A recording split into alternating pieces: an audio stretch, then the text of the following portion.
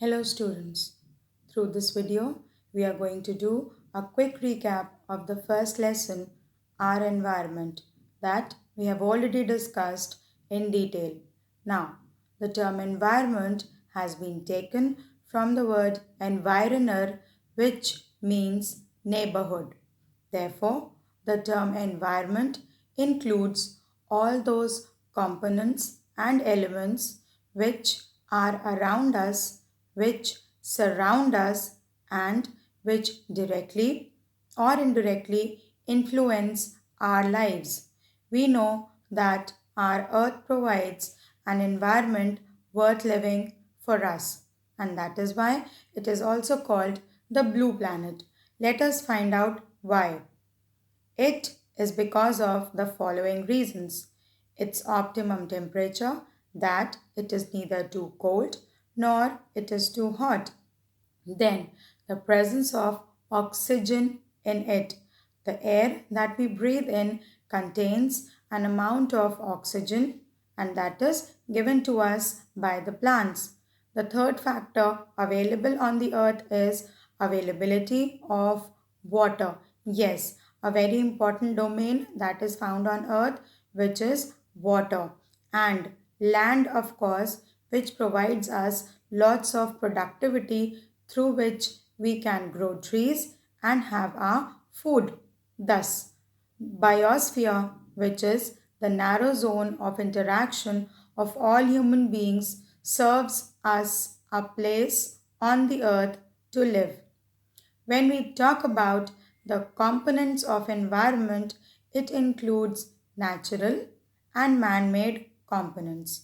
Natural components include all the biotic and the abiotic factors which are provided to us by nature, where biotic elements include all that is living and natural, like human beings, plants, and animals, whereas the abiotic factors includes all that which is natural but it is non-living, say air, light, water, etc.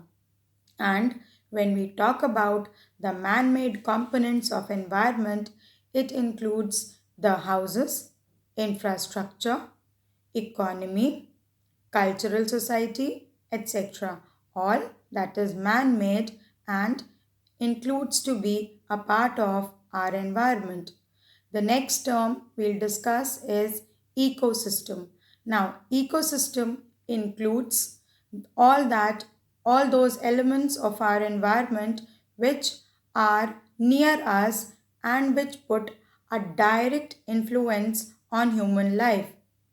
An ecosystem could be as big as the entire earth, and it could be as small as a little pond. The term ecology is the study of ecosystem and its components. Now let us talk about how does the interaction with biotic environment influences the life on earth.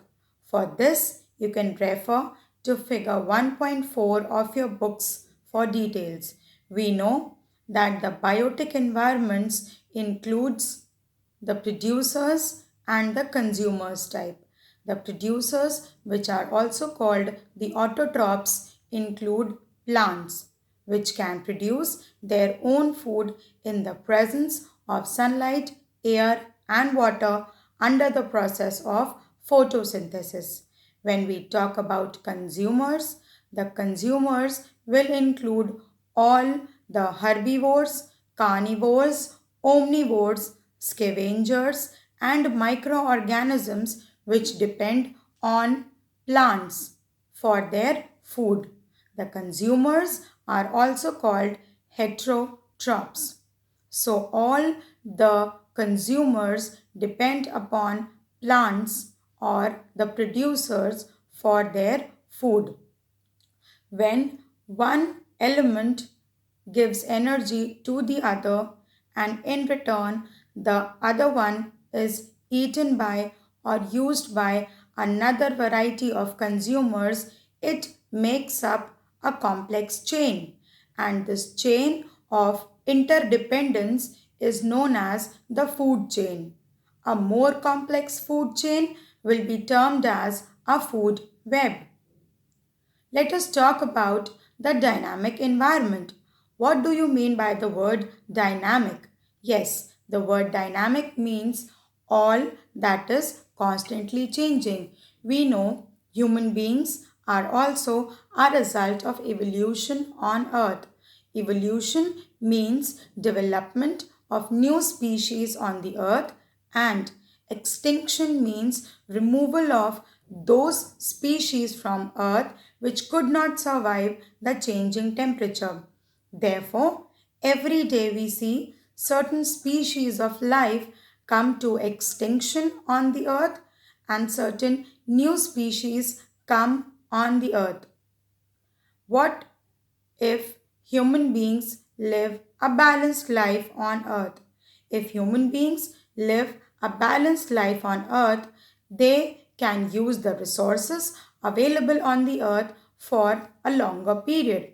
Whereas if they will disturb the balance of nature, it will be difficult for the nature to cater to the needs of all the human beings on the earth. Therefore, it is our prime responsibility that we must take from the nature only in the limited quantity so that the nature could replenish its resources. If we will try to extract more and more from the nature and we could not give it back to the nature, it will be difficult for the earth to support life on earth. Therefore, it is said, as much as earth needs us, we also needs the earth.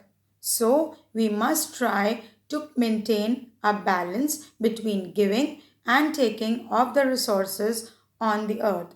I hope this explanation will help you to have a quick recap of the first lesson, our environment. See you with more videos. Thank you.